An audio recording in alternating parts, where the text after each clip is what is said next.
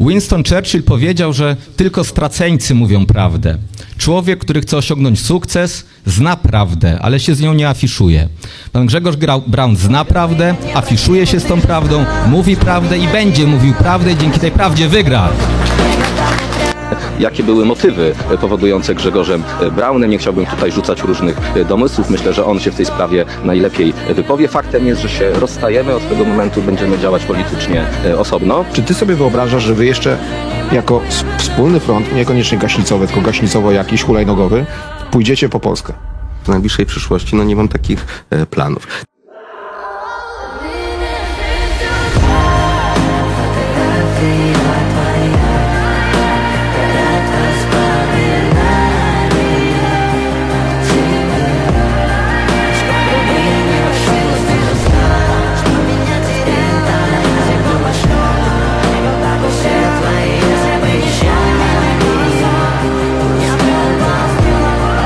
Grzegorz Braun tu w Sejmie był jednym z najbardziej wyrazistych i aktywnych posłów.